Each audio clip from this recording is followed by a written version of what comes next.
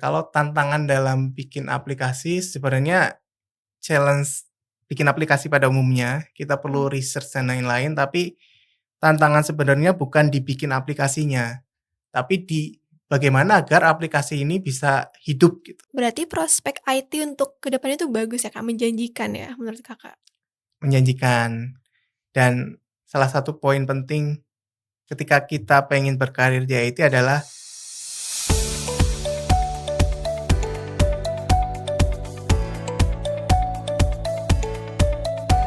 Hai Sobat Intermedia, selamat datang di episode kedua Pocinki, podcast Intermedia terkini. Bareng aku, Arifah. Hai hai.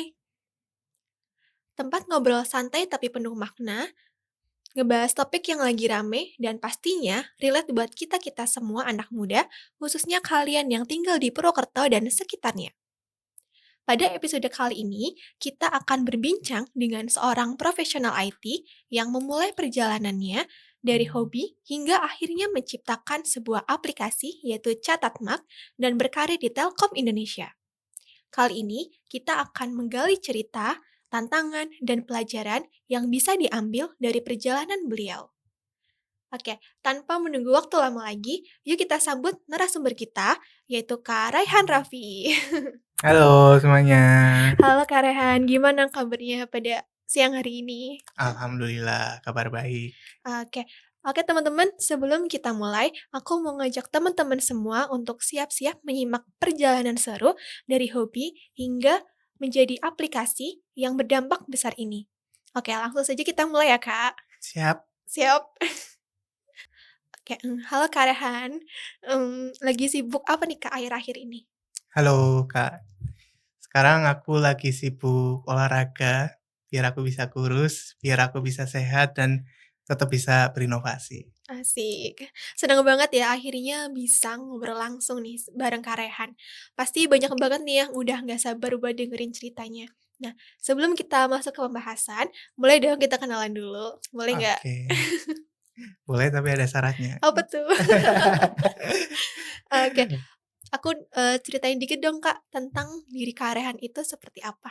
Oke, halo teman-teman semua, dimanapun teman-teman berada, semoga yang lagi sedih cepat bahagia, semoga yang lagi sakit bisa cepat sembuh, semoga yang jomblo bisa cepat jodoh ya. Kenalin aku Rehan Raffi Darojat, aku 22 tahun, aku jomblo, aku kerja sambil kuliah, sekarang aku kerja di Telkom Indonesia sebagai back-end developer. Aku kuliah di STIMIK Widya Utama, ambil kelas sore atau malam atau karyawan, ambil teknik informatika S1. Gitu sekilas tentang aku ya. Aku asli Purwokerto juga, jadi orang apa orang kepenak. Asik. Yang aku highlight masih jomblo ya Kak? Oke, aku kepo dikit nih Kak, terkait dengan pengalaman awal Kak Rehan sebelum terjun ke dunia IT, bisa diceritakan sedikit? Oke, dulu tertarik dengan IT sejak dari SMP. Habis pulang sekolah SMP, dulu zamannya warnet, jadi pulang Mhm. sekolah pasti ke warnet gitu. Dan di warnet mainnya main Facebook, main Ninja Saga. Nah, pas main game lama-lama kepikiran, gimana sih caranya biar bikin game yang kayak gini gitu. Terus coba explore, coba cari tahu, terus coba inspek elemen, edit-edit HTML-nya, ganti nama Facebook yang diinspek Mhm. itu. Nah, di situ tertarik, ih kayaknya menarik nih. Dan setelah itu ternyata tahu ada SMK Telkom Purwokerto yang buka jurusan rekayasa perangkat lunak yang intinya tentang coding-coding gitu. Jadilah tertarik dan daftar di situ. Oke, ngomong-ngomong soal IT nih Kak, gimana sih cerita awalnya Kak Rehan itu tertarik dengan dunia IT khususnya coding? Kalau tadi kan di, SMP masih suka main warnet, terus kayak masih ngotak-ngatik HTML, terus Mhm. kalau di SMK, di RPL tuh mungkin bisa diceritakan lagi lebih detail nih mengenai IT dan coding? Oke. Sebenarnya di SMK Telkom itu pembelajarannya juga yang gitu-gitu aja, bukan yang sangat masuk di otak dan hatiku. Jadi, apa yang aku pelajari di SMK adalah semangat kompetitifnya. Jadi di SMK Telkom itu siswa-siswanya sangat kompetitif. Aku ikut lomba dari kelas 10 dan alhamdulillahnya kalah. Jadi, apa yang aku pelajari di SMK dan kenapa aku tertarik ya karena aku suka tantangan, aku suka ketika hatiku, "Ih, aku menang," gitu. Tapi di perjalanan itu, di kelas 10, kelas 11, aku ikut puluhan lomba dan gak pernah menang, selalu kalah. Tapi di situ aku belajar bahwa ya kekalahan ini bukan akhir, ini awal kita. Jadi kalau teman-teman lagi kalah, lagi gagal jangan berhenti, harus tetap dilanjutin. Buktinya aku di kelas 12 setelah belajar dari kekalahan, oh ternyata aku kalah tuh karena codinganku kurang gini, oh aku kalah karena desainnya kurang gini, oh aku kalah karena presentasiku yang kurang. Nah itu aku perbaiki di kelas 12. Baru di kelas 12 aku panen piala. Oke, berarti, Kakak tuh belajarnya otodidak ya dari Mhm. lomba-lomba yang diikutin selama di SMK. Tapi di luar itu apakah Kakak itu ikut pelatihan atau course di luar jam sekolah? Ya, aku pasti ikut. Kalau yang di dalam kampus aku ikut ekstrakurikuler. Di situ ada ekstrakurikuler desain dan coding, aku jadi tahu coding dan desain di luar pelajaran di sekolah. Selain itu aku juga ikut course-course yang online, YouTube, Udemy, dan lainnya sih. Pas itu aku masih penasaran dengan segala hal, jadi aku belajar coding, front end, back end, desain, semuanya aku pelajari gitu. Sampai di akhirnya di kelas 12 aku memutuskan untuk fokus di back end development. Oke, menarik banget ya berarti, di lain sisi juga belajar dari course-course online itu. Kalau boleh tahu tools yang Kakak gunain selama ini buat ngoding itu? Tools-nya adalah tangan dan laptop. Ya, kalau tools banyak banget ya. Jadi sekarang juga zamannya AI, ChatGPT, Gemini, dan lainnya. Jadi tools yang aku pakai kalau pas awal ya aku cuma belajar HTML, CSS, JavaScript, PHP.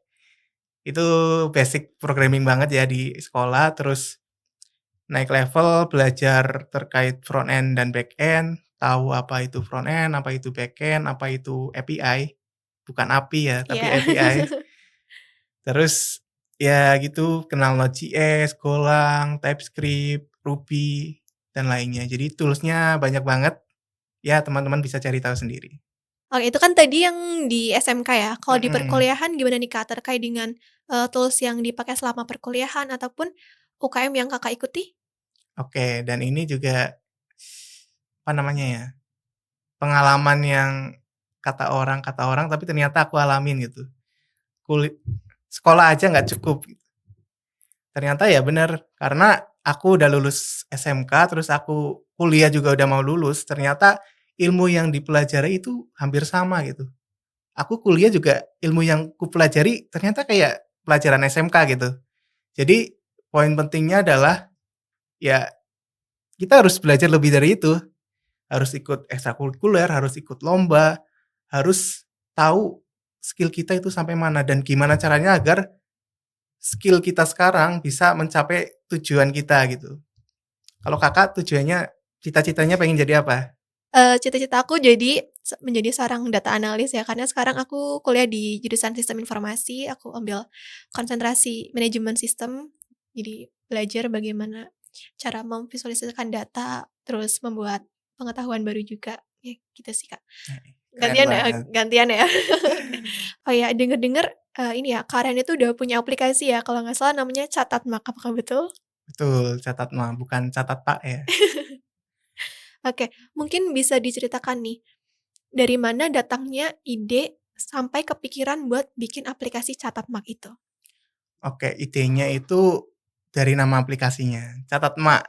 Idenya dari emak saya sendiri yang sering marahin aku, karena uang jajannya sering habis.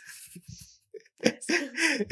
Nah, ya itu kadang dikasih uang jajan pas sekolah, terus kok baru seminggu udah habis gitu. Ya kena marah gitu, ya kena omel. Dan setelah kerja juga, ternyata setelah gajian tanggal 1 terus 2 minggu kemudian, kok uangnya udah habis gitu. Nah dari situ aku merenung dan berpikir, apa sih yang harus dilakukan gitu. Ternyata aku melewatkan hal yang simpel, pencatatan, Padahal kita sudah mencatat dari kecil, dari TK, SD, SMP, kita selalu mencatat.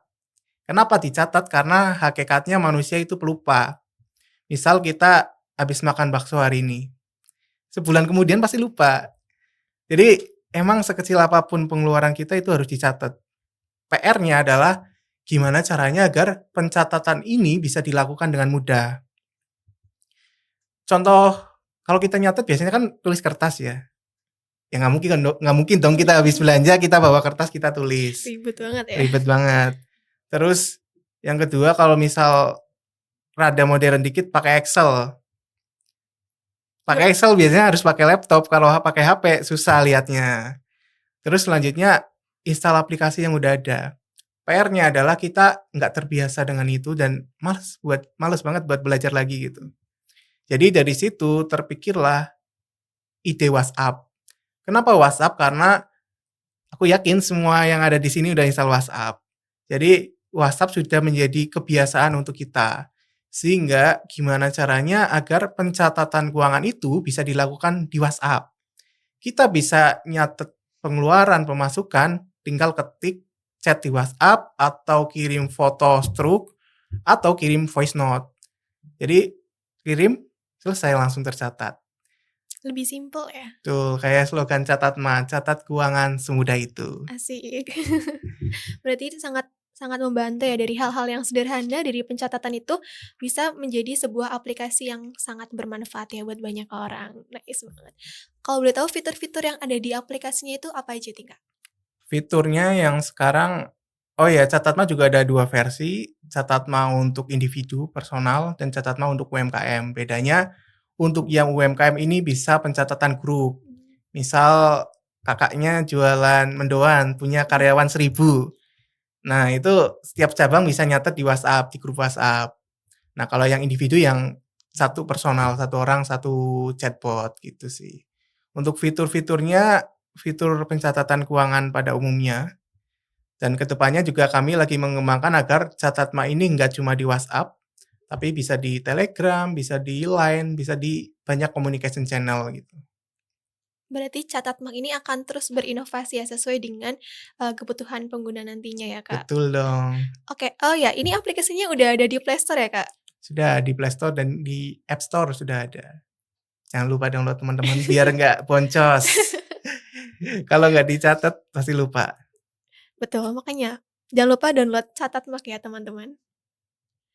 Terkait dengan, pembuatan aplikasinya nih, pasti ada kan ya tantangan saat proses Mhm. pengerjaannya. Nah, kalau boleh tahu tantangan apa sih, Kak, dalam proses pekerjaan aplikasi Catatmark itu? Oke, kalau tantangan dalam bikin aplikasi sebenarnya challenge bikin aplikasi pada umumnya, kita perlu Mmm, research dan lain-lain, tapi tantangan sebenarnya bukan dibikin aplikasinya, tapi di bagaimana agar aplikasi ini bisa hidup gitu. Maksudnya hidup apa, kita bikin aplikasi butuh yang namanya dana, butuh cost. Gimana caranya agar kita bikin aplikasi, aplikasi ini bisa menghidupi aplikasi itu PR-nya. Nah, di situ aku banyak belajar di Bangkit Academy, belajar sama expert yang lain juga, tentang gimana caranya dapat revenue dari aplikasi gitu sih. oke. Juga kalau nggak salah, Catatmark ini dari inkubasi, program Bangkit ya, Kak, dari MSIB? Kalau aku nggak salah ya, dari data ya, berdasarkan data kalau, program Catatmark ini mendapatkan, pendanaan ya dari Google ya, sebesar Rp140 juta. Wow, apakah itu benar? Sangat benar, Untung dong. dan sekarang duitnya melayang. Waduh, belum balik modal nih kayaknya. Tapi pastinya, aplikasi ini nih berpengaruh ya, Kak, ke karir Karehan ke depannya? Pasti dong? Pasti. Jadi uang 140 juta itu nggak melayang banget. Jadi 140 juta itu membuat karir saya dan tim jadi punya personal branding yang lebih menarik dan lebih terkenal gitu. Contohnya aku bisa ada di sini karena kakak-kakak sekalian tahu Catatma dan Catatma ternyata aku gitu. Jadi ya emang sangat berimpact untuk karir sih. Terkait karir nih, Kak. Karehan kan sudah bekerja ya di Telkom Indonesia kurang lebih Mhm. selama 5 tahun ya? Sekarang posisi dan peran Karehan di Telkom itu seperti apa? Oke, mungkin aku cerita awal dari gimana cara aku bisa masuk ke Telkom gitu ya. Boleh banget dong. Ih, Berarti kan udah 5 tahun, sekarang aku 22 tahun, aku udah masuk dari 17 tahun. keren banget. Jadi aku masuk ke Telkom itu di tahun berapa berarti? 2020 ya. Iya, 2020. 2020 aku lulus SMK, terus habis lulus SMK, di SMK Telkom itu ada program Axel, kelas Axel, akselerasi. Nah, di situ siswa-siswa yang berprestasi dan pengen kerja di Telkom bisa lewat jalur itu.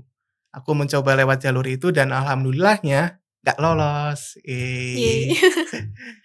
Nah, tapi aku nggak patah semangat, aku coba apply manual lewat jalur mandiri ke Telkom dan emang lagi buka lowongan. Jadi aku bikin CV, aku ngelamar kerja, aku interview, aku tes coding, aku interview dengan HRD dan juga dengan usernya langsung, dan alhamdulillahnya keterima. Alhamdulillah. Dan teman-temanku yang lolos kelas akselerasi ini, ternyata dia harus magang dulu 6 sampai 12 bulan gitu, baru bisa full time. Dan sedangkan aku sudah bisa langsung masuk. Jadi alhamdulillahnya aku udah merasakan gaji, mereka belum gitu. Jadi apa namanya ya? Rezeki nggak akan kemana lah pokoknya ya. Betul, rezeki nggak akan kemana. Mungkin kita gagal hari ini, tapi kegagalan hari ini mungkin juga adalah kesempatan kita di masa depan gitu sih. Betul, jangan jadikan sekali kita gagal langsung menyerah ya teman-teman ya. Betul, kita harus semangat terus pantang menyerah. Dan pastinya selama Kakak kerja di Telkom, udah mengerjakan banyak proyek ya Kak tentunya. Mhm.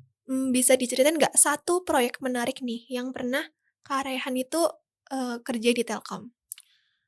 Proyek yang sangat menarik adalah proyek yang lagi aku handle sekarang, namanya MyTens. My Telkom Enterprise Solution. Jadi ini adalah sejenis ERP gitu, tapi untuk Telkom, digunakan oleh Telkom dari Sabang sampai Merauke. Jadi yang menarik adalah aplikasiku ternyata berguna gitu loh. Hal yang paling seneng ketika kita bikin aplikasi adalah ketika aplikasi kita digunakan oleh orang dan orang itu terbantu. Nah, selain itu juga kalau dari segi teknis sangat wah. Ternyata nggak cuma HTML, CSS doang, ternyata nggak cuma JavaScript doang, ternyata banyak teknis-teknis yang deep lain yang digunakan yang nggak kelihatan sama kita langsung gitu. Itu, terus aku juga belajar banyak bahasa. Soalnya aku sering meeting sama orang Sumatera, orang Kalimantan, orang Papua, jadi kadang pakai bahasa-bahasa daerah mereka Oh, pakai gitu, bahasa daerah mereka. Oh, horas-horas. Horas Medan ya? Ya, jadi ya belajar banyak hal di situ dan hal yang menariknya nggak cuma hal teknis, tapi hal non teknisnya pun sangat menarik dan bikin aku belajar banyak di situ. Apa nih tips dari Kak Rehan buat, teman-teman nih di luar sana yang ingin bisa bekerja di perusahaan besar seperti Telkom? Oke, tipsnya adalah jangan jadi orang yang biasa aja. Di dunia ini ada ratusan juta orang. Kalau aku dan kamu sama, kalau aku orang biasa aja, aku nggak mungkin ada di sini. Makanya jangan jadi orang yang biasa aja, jadilah orang yang luar biasa. Caranya gimana? Caranya adalah dengan menjadi beda. Iya. Gimana caranya jadi beda? Adalah dengan menjadi tidak sama. Tidak sama dari mana? Ya jadi kerja keras kita. Aku sadar aku bukan orang yang cerdas, aku bukan orang yang pinter. Makanya aku berusaha, aku tekun, aku konsisten. Kalau orang lain belajar cuma 1 jam, jam 10 udah tidur, ya kita jangan jam 10 tidur, kita harus belajar lebih, kita 2 jam, 3 jam. Kalau orang lari jalan, kita lari gitu. Jadi jangan sampai kita jadi sama gitu. Aku dari dulu mikir gitu sih. Mungkin itu karena aku mikir gitu terus, itu jadi karakter aku gitu. Kalau misal dalam suatu ruangan kayak mikirnya sama semua gitu. Aku pengennya yang beda. Nah, cara biar beda harus menjadi karakter. Biar jadi karakter harus jadi kebiasaan. Contoh kebiasaan yang paling mudah adalah tepat waktu ketika acara itu sih. Kalau orang tepat waktu pasti kemungkinan karir dan lain-lainnya oke lah. Tips yang sangat-sangat bermanfaat ya buat kita semuanya di sini. Kalau mau jadi sukses itu harus berani capek juga. Betul, Mengorbankan banyak waktu ya. betul sekali. Tapi kalau nih misalkan dikasih kesempatan untuk mengulang waktu, misalnya ketika kita kembali ke masa lalu, apakah Kak itu akan tetap memilih untuk di dunia IT atau mau nyoba di hal lain kayak misal tentang bisnis atau accounting atau manajemen? Aku bakal tetap pilih IT, karena kita lihat zaman sekarang udah IT semua, kayaknya nggak ada sektor yang nggak ada IT-nya. Di pertanian ada IT, di kesehatan ada IT, di semua sektor ada IT. Dan demand-nya banyak, aku juga bersyukur bisa masuk IT. Kalau nyesel enggak nyesel, kenapa, ya aku senang dengan IT dan kayaknya ini juga takdir dan hatiku juga di sini gitu. Karena di IT itu kita bisa bebas bereksplorasi, bisa bebas research dan lain-lain. Kalau di sektor lain, pertanian, kita mau research tumbuhan kayaknya butuh waktu lama banget gitu. Beda sama IT kan, kita bikin aplikasi, bikin web, jangka waktunya itu singkat, beberapa bulan aja, beberapa tahun itu bisa jadi bikin aplikasi. Kalau di sektor lain kayaknya butuh waktu yang lebih banyak gitu. Makanya karena aku orang yang suka eksplorasi, suka challenge, suka belajar, makanya aku pilih IT. IT, IT garis keras ya. IT garis keras. Berarti prospek IT untuk kedepannya itu bagus ya Kak, menjanjikan ya menurut Kakak? Menjanjikan. Dan salah satu poin penting ketika kita pengen berkarir di IT adalah kita harus mulai punya personal branding. Kenapa? Contohnya aja, ini aku di sini karena aku sedang membangun personal brandingku sebagai CEO Catatma. Asik, Wih, keren CEO-nya banget di ya. sini. Padahal biasa aja gitu. Enggak dong, luar biasa ya. CEO Catatma dan juga aku kerja di Telkom, tapi aku juga kuliah gitu. Itu aku lagi membangun personal branding itu dan kelihatannya pamer ya, tapi enggak. Tapi itu gimana cara kita menunjukkan ke dunia, ke semua orang di dunia ini apa sih kelebihan kita? Apa sih yang kemampuan yang kita punya gitu. Kenapa harus ditunjukkan? Agar banyak peluang yang masuk, agar lebih banyak orang kenal kita. Kalau kamu nggak kenal aku, pasti aku nggak akan di sini kan. Jadi jangan sampai kita melewatkan setiap peluang yang ada, ya setiap kesempatan harus diambil dengan usaha yang semaksimal mungkin. Oke, berarti personal branding itu bukan sesuatu yang salah ya, bukan sebagai ajang pamer tentang kesuksesan seseorang Ya, ya, pencapaian apalagi. Karena, masih banyak ya orang yang menganggap kalau personal branding itu sebagai ajang pamer gitu, Kak. Bukan untuk sebagai jalan untuk menuju karir yang lebih baik gitu. Tapi, mengenai AI gitu ya, sekarang kan walaupun, pekerjaan di dunia IT itu menjadi sebuah prospek yang menjanjikan, tapi mhm, ada ketakutan juga nih terkait dengan hadirnya AI yang bisa menggantikan semua pekerjaan gitu. Kayak, kita kan bisa ngoding nih pakai GPT nih tinggal di-copy gitu kan. Nah, gimana nih Kak, apakah cukup berpengaruh AI-nya terhadap, apa ya, terhadap profesi ataupun karir kita di IT nanti? oke. Kalau sekarang enggak, mungkin 50 tahun lagi mungkin ya. Soalnya juga untuk kita pakai AI, kita juga harus punya kemampuan untuk memakai AI ini. Kayak coding tinggal kupas doang, ya nggak semudah itu gitu. Untuk kita juga harus punya pikiran, kita punya kemampuan coding juga untuk AI ini bisa bantu kita. Jadi di tahun-tahun ini, mungkin 10 tahun ini ya, AI ini akan sebagai ya asisten kita. Kayak aku juga sering curhat sama ChatGPT gitu. Daripada curhat sama temen kan nggak jelas, mending sama GPT yang lebih logis gitu. Ternyata ya, di balik ini ternyata suka curhatnya sama GPT ya? Nanti kayak Kayak plankton. plankton ya? Gitu. Jadi ya masih prospek untuk pakai AI kita butuh kemampuan IT, kita butuh skill. Jadi AI ini sebagai supporter kita, gitu. Oke, berarti kita itu nggak bisa ya selamanya mengandalkan AI kayak misal langsung copy paste dari GPT ke codingan kita ya, karena kalau misal kita nggak paham sama alurnya juga ya percuma ya, Kak. Betul. Tapi pernah nggak sih kalian itu merasa mengambil keputusan yang kurang tepat? Sering dong. Salah satunya Salah satunya Apa yo? Apa tuh? Salah satunya ya di Catatma tadi. Jadi aku melewatkan kesempatan yang sangat besar, melewatkan dana 140 juta yang carinya sangat susah, dan itu dihabiskan dengan kurang efektif. Jadi sayangnya 140 juta itu belum bisa balik modal dengan cepat, dan sekarang sudah habis, kehabisan bensin, gimana dong kita? Macet di jalan. Nah, dari situ, ya itu, karena ada beberapa keputusanku yang kurang tepat terkait bisnis dan lain-lain, sehingga aplikasinya belum menghasilkan revenue. Tapi dari situ kami mikir tim Catatma, oh kita nggak bisa gini terus nih. Kalau kita berhenti di sini, ya mobil kita berhenti di sini, kita nggak bisa jalan. Jadi dari situ kita coba bikin lini bisnis lain. Ada dua. Yang pertama di Raya Tech. Karena tim Catatma adalah tim teknis banget, jadi kami menjual jasa IT. Kami full service IT solution, bikin aplikasi, web, AI, dan lain-lain. Lalu target market kita adalah luar negeri, bukan orang Indonesia. Ini udah ada klien dari US, dari Amerika, dari perusahaan Amerika yang sedang kami handle. Namanya Diraya Tech. Oh ya, FYI juga. FYI apa sih? For your For your information ya. Diraya, nama aplikasinya Catatma, nama perusahaannya adalah PT Jadi Kaya Raya Bersama. Amin. Jadi ya itu sesuai dengan visi Catatma. Ya kami pengen orang yang mau nyatet pengeluaran pasti orang yang pengen kaya di suatu saat nanti. Jadi kenapa nggak kita bikin namain aja Jadi Kaya Raya Bersama gitu.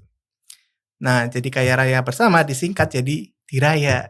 Jadinya nama studionya Diraya Tech. Terus yang kedua adalah bimbingan informatika.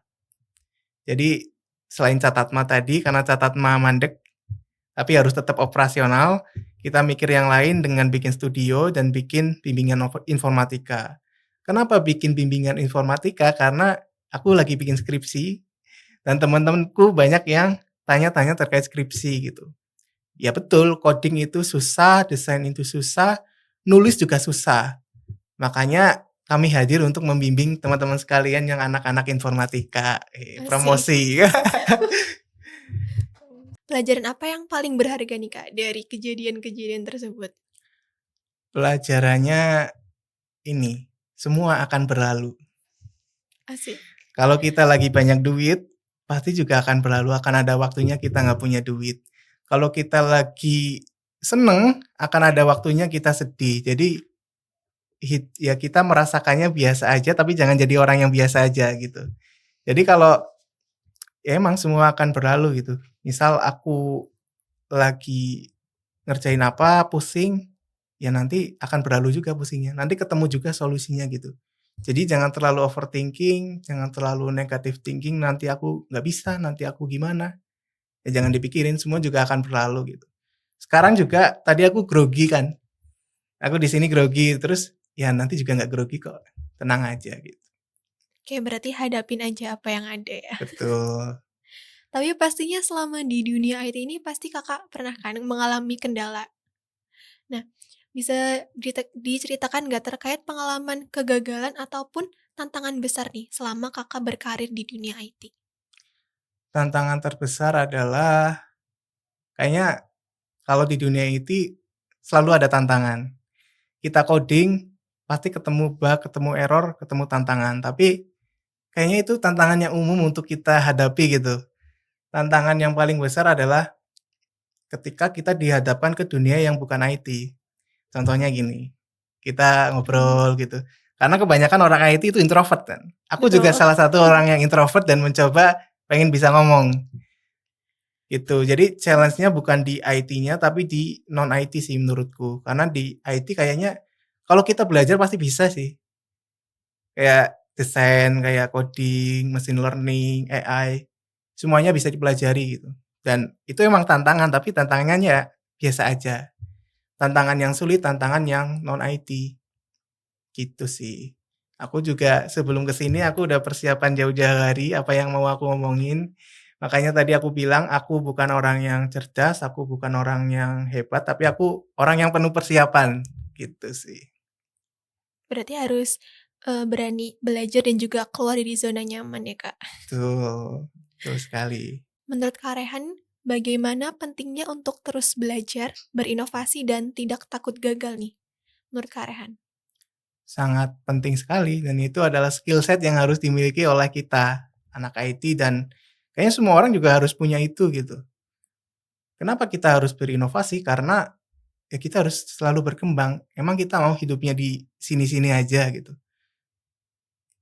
Dan kayaknya juga semua orang belum bisa mikir ke sana, aku juga kurang tahu ya. Maka dari itu kita harus punya motivasi yang kuat. Motivasiku dan motivasimu dan motivasi teman-teman pasti juga beda-beda gitu. Motivasiku karena aku bukan dari orang dengan keluarga yang mampu, keluarga yang biasa aja, aku ya pengen pengen punya mobil juga, aku juga pengen beli laptop juga gitu. Nah, untuk capai ke situ, aku sering nge-notes, misal tahun 2025 nih, goals-ku pertama adalah bisa kurus. Setelah itu So, aku punya duit sekian ratus juta. Setelah itu aku bisa beli ini, beli itu, beli ini gitu. Nah, untuk mencapai itu kayak seminggu sekali atau sebulan sekali aku notes progresnya udah berapa lama dan possible atau enggak. Nah, ya itu balik ke motivasi masing-masing dan untuk bisa mencapai motivasi ini kita harus dengan cara tadi berinovasi, berkembang dan selalu semangat, selalu berusaha. berarti kita harus punya target juga ya dalam hidup ya, apa aja Betul, yang dan harus harus dicapai. harus Oke, ditulis guys. Kalau jangan nggak ditulis juga lupa. betul. Untuk menjadikan sebuah motivasi ya dan juga semangat kita untuk, lebih maju ke depannya. Oke, Kak, setelah kita berbincang nih yang berat-berat ya tadi seputar IT dari mulai proses pembuatan aplikasi dan lain sebagainya, kita butuh yang seru-seru nih. Wah, apa Kayak tuh? gimana kalau kita adain game namanya 5 detik 1 ide? 5 detik satu Iya, 5 ide. detik 1 ide, oke. Mungkin kita bisa atur nafas dulu ya biar lebih santai gitu ya. Jadi kayak serius banget ya gitu. Oke, mmm. Oke, untuk game ini nanti aku kasih satu kalimat. Nah, dari kalimat itu Kakak bakal ngasih satu ide aplikasi, gitu. Misalkan aku bilang sampah, gitu. Nanti bisa Kakak kepikiran bikin ide aplikasi bank sampah, gitu. Oke, menarik ya. Oke, menarik dong. Kita coba ya. Oke, ada remedi nggak kalau salah? Gimana ya? Oke, kata yang pertama, tugas. Bimbingan informatika. Karena Karena lagi tren IT dan semua orang kalau belajar IT pasti pusing dan kalau lagi pusing, bimbingan informatika solusinya. asik, sekalian promosi ya teman-teman. Apakah buat kita di sini ada, harga khusus gitu ya? Ada dong khusus buat teman-teman Amikom. Asik, asik banget nih. Oke, kata yang kedua, manajemen waktu. Aplikasi pencatatan aplikasi to do list. Karena kita perlu mencatat to do list kita biar kita bisa memanage waktu. To do list-nya bisa multi channel. Jadi catat mah versi to do list. Asik. Namanya berarti apa ya? Mmm, Eh atur atur atur pak. atur pak. Beda lagi ya, tadi catat pak ya, nanti atur pak ya. Iya, karena yang sering ngatur kan bapak-bapak. Siap. Oke, kata yang terakhir, bangun kesiangan. Oke, bangun kesiangan. Ini namanya bangun mak. Kenapa bangun Mak? Tadi udah catat mak, terus apa tadi? Atur pak ya, Atur sekarang pak. Sekarang bangun mak. Karena yang sering ngebangunin kita kalau kesiangan kan emak kita. Jadi nanti aplikasinya kita set atur kayak alarm. Nanti kita bisa atur audionya suara mama lagi marah-marah gitu. apakah ini akan terrealisasikan untuk dikembangkan ke depannya? Itu sangat possible banget ya. Nanti viral itu. Suara emak-emaknya yang marah-marah atau yang apa gitu. Kayak nggak kerasa ya Kak, saking asiknya ya kita ngobrol hari ini. Setelah banyak yang kita obrolin tadi terkait dengan dunia IT, dengan coding, bagaimana caranya kita untuk, membangun personal branding yang berpengaruh untuk karir kita ke depannya. Terus terakhir nih Kak, apa pesan dari Kak Rehan untuk generasi muda di luar sana yang ingin berkarir di dunia IT? Oke, apa ya? Apa tuh? Pesannya adalah aku bukan hadir sebagai orang yang paling pintar, aku ulangi lagi ya. Aku bukan orang yang paling pintar, bukan orang yang paling cerdas, bukan orang yang paling jago, tapi aku orang yang tekun dan konsisten gitu. Jadi, ya teman-teman bisa tiru aja yang merasa nggak pintar, nggak jago, tiru aku. Kalau orang lain jalan kita harus lari, karena dengan cara itulah kita bisa bersaing dengan yang lain. Semua ada waktunya, semua ada porsinya. Malam nggak mungkin ngejar siang, siang nggak mungkin ngejar malam. Jadi, ya semuanya udah ditakdirkan Tuhan, yang bisa kita lakukan hanyalah bekerja keras dan bekerja cerdas, gitu. Jadi lakuin aja semuanya, enjoy, tenang aja, semua pasti berlalu, semua ada waktunya, yang penting kita kerja keras, kita kerja lebih dari yang lain, agar kita jadi beda, agar kita nggak sama, agar kita menjadi orang yang luar biasa, dan kita jadi bahagia, gitu. Keren banget ya teman-teman pesan dari Kak Rehan. Semoga nular suksesnya ya. Amin. Amin. Wah, makasih banyak ya untuk Kak Rehan yang udah nyempetin waktunya untuk ngobrol bareng di Pocinki. Dan untuk Sobat Gensi, semoga dengan obrolan ini bisa bikin kamu untuk makin yakin untuk berinovasi dan terus berkembang. Karena ingat, perjalanan dari Kak Rehan bisa menjadi motivasi teman-teman yang mempunyai mimpi serupa. Bahwa dari hal sederhana, kalau ditekuni dengan konsisten, bisa membawa perubahan baik untuk diri sendiri maupun orang lain. Kalau kamu suka episode ini, jangan lupa follow, share, dan pantengin terus Pocinki, podcast intermedia terkini. Aku Arifa, aku pamit. Sampai berjumpa di episode selanjutnya. Salam inovasi, salam Gensi, beraksi.